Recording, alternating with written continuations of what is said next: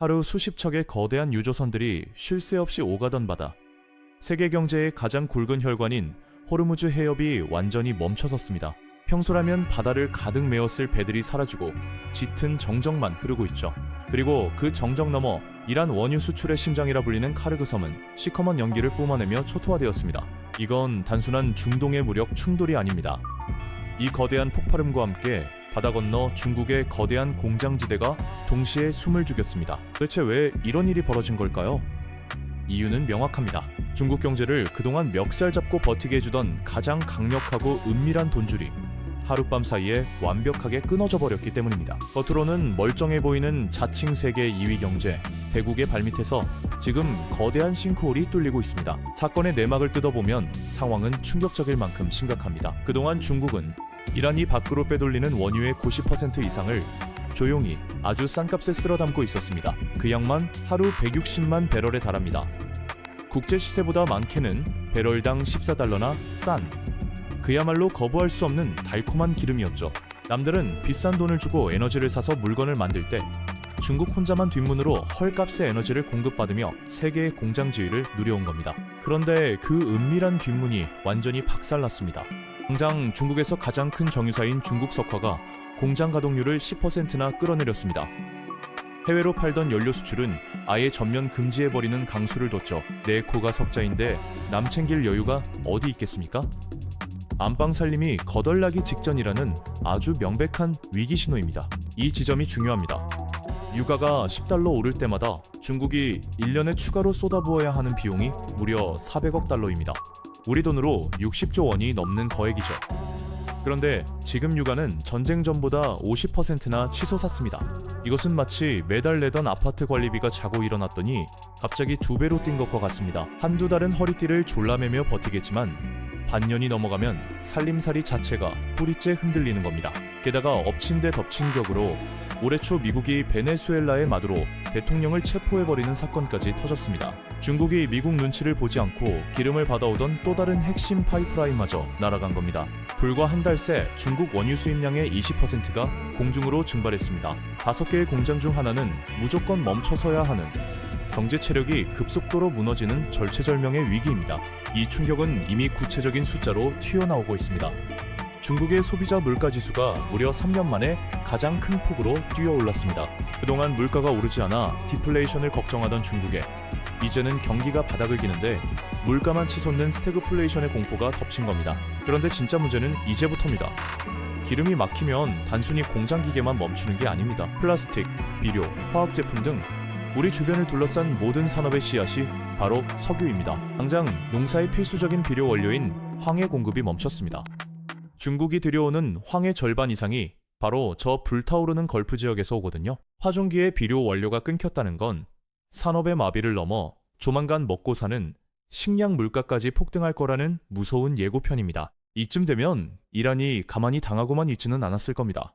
이란은 호르무즈 해협을 봉쇄하면서 아주 기막힌 조건을 내걸었습니다. 오직 중국의 위안화로 결제한 배만 무사히 통과시켜주겠다는 선언이었습니다. 겉으로만 보면 중국에게 엄청난 기회처럼 보입니다.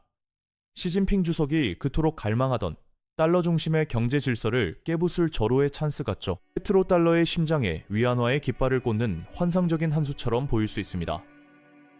하지만 시장은 이미 다른 곳을 보고 있었습니다. 정작 중국의 심장부는 지금 환호가 아니라 당혹감에 휩싸여 있습니다. 도대체 왜 그럴까요? 이란이 내민 건 멋진 선물이 아니라 마시면 즉사하는 독이 든 성배이기 때문입니다. 이 제안을 덥석 잡는 순간 중국은 전 세계를 향해 자신들이 이란과 한몸이라는 것을 공식적으로 선언하는 꼴이 됩니다. 미국은 속으로 쾌재를 부를 겁니다. 합법적으로 아주 정의로운 명분으로 중국의 핵심 은행과 기업들을 글로벌 달러 결제망에서 영원히 추방해버릴 완벽한 방아쇠가 당겨지는 거니까요. 이란은 중국에게 달콤한 통행권을 준 게 아니라 억지로 반미 최전선의 방패막이로 밀어 넣어버린 겁니다. 어쩌다 판이 이렇게 꼬여버린 걸까요? 시계를 5년 전으로 돌려보면 거대한 퍼즐이 맞춰집니다. 당시 중국의 뼈아픈 약점은 에너지를 무조건 미국의 통제 아래 있는 달러로 사와야 한다는 것이었습니다. 이 불리한 구조를 깨기 위해 시진핑 주석이 손을 내민 곳이 바로 이란이었습니다. 25년 동안 헐값의 원유를 대주는 대신 수백조 원을 투자하고 가장 중요하게는 이 결제를 위안화로 한다는 은밀한 미략이었죠. 레이더를 끄고 바다를 유령처럼 떠도는 그림자 선단까지 동원하며 중국은 이 판의 진심이었습니다. 문제는 여기서 끝나지 않습니다. 그들은 설마 미국이 이란을 직접 때리기야 하겠냐는 치명적인 오판을 했습니다. 트럼프 전 대통령이 이란을 거칠게 압박했던 진짜 이유는 단순히 중동의 평화를 위해서가 아닙니다.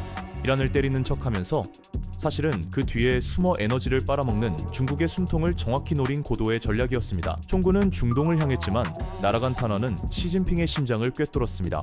이 전쟁의 판을 자세히 들여다보면 승패는 이미 구조적으로 기울어 있었습니다.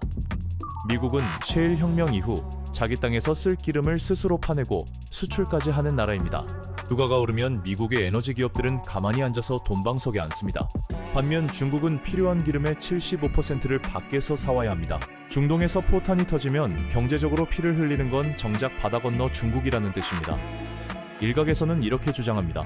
러시아에서 기름을 더 사오면 해결될 문제 아니냐고 말이죠. 겉보기엔 그럴듯한 탈출구입니다. 하지만 실상은 다릅니다.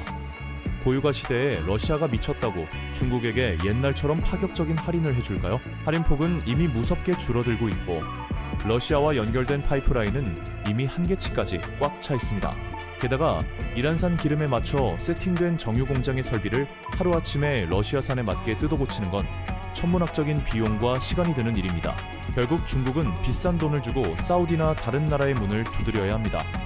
자신들이 그토록 피하고 싶었던 달러를 들고 말입니다. 설상가상으로 중국이 자랑하던 무기의 신뢰도마저 박살이 났습니다. 이번에 미군이 인공지능 시스템을 동원해 이란의 목표물들을 정밀 타격할 때 그곳에 설치되어 있던 중국산 최첨단 방어 시스템은 미군의 드론을 단 한 대도 막아내지 못했습니다. 전 세계를 향해 중국의 군사 기술이 아직 멀었다는 것을 적나라하게 생중계한 셈입니다. 여기에 홍해길까지 반군들에게 막히면서 수출 선박들은 아프리카로 길을 크게 우회하고 있습니다. 물건을 만들 기름도 비싸졌는데 완성된 물건을 실어 나를 배상마저 수십억 원씩 더 깨지고 있는 겁니다. 정말 위험한 신호는 따로 있었습니다. 중국이 버틸 수 있는 골든타임, 즉 비축유는 길어야 130일 남짓입니다. 이 시간이 지나면 중국은 과거 독일이 겪었던 끔찍한 악몽을 그대로 물려받게 됩니다. 2년 전 값싼 러시아 가스에 취해 있던 독일이 공급망이 끊기자마자 어떻게 되었습니까? 나라 경제는 마이너스 성장을 기록했고 자랑하던 핵심 제조업체들은 짐을 싸서 해외로 도망쳤습니다. 중국 역시 저렴한 에너지라는 마약이 끊기는 순간 세계의 공장이라는 타이틀을 내려놓고 공장들이 인도나 동남아로 탈출하는 엑소더스를 지켜봐야 할 판입니다. 정리하면 이렇습니다. 지금 벌어지는 일은 단순히 중동에서 기름값이 좀 오르는 단기적인 해프닝이 아닙니다. 지난 수십 년간 글로벌 경제를 굴려왔던 거대한 질서, 그 판 자체가 거칠게 흔들리는 구조적 지진입니다. 그리고 이 거대한 파장은 바다를 건너 당장 우리의 삶과 지갑을 정조준하고 있습니다. 중국의 제조 단가가 올라가면 전 세계로 흩어지는 물건값이 일제히 뜁니다. 억눌려 있던 인플레이션의 망령이 다시 깨어나고 500원을 위협하는 환율은 우리의 구매력을 조용히 갉아먹을 겁니다. 위기는 늘 가장 먼 곳, 텔레비전 뉴스 속에서 시작되는 것처럼 보이지만 결국 그 충격이 도착하는 종착지는 우리의 밥상 물가와 일자리입니다. 이것은 단순한 국가의 붕괴가 아니라 피도 눈물도 없는 자본과 권력의 거대한 재편입니다. 세상에 리스크 없는 쌍값은 없다는 뼈아픈 진리를 거대한 제국이 온몸으로 증명하고 있는 중이죠. 굳건해 보이던 시스템에 틈이 생기고 돈의 길이 방향을 트는 지금 시장은 이미 새로운 룰에 맞춰 발빠르게 움직이고 있습니다. 철저한 버티기와 재편의 시대. 우리는 과연 어디에 서 있어야 할까요? 위기의 징후를 가장 먼저 읽어내는 자만이 다가올 거대한 재편의 파도 속에서 살아남을 수 있을 것입니다.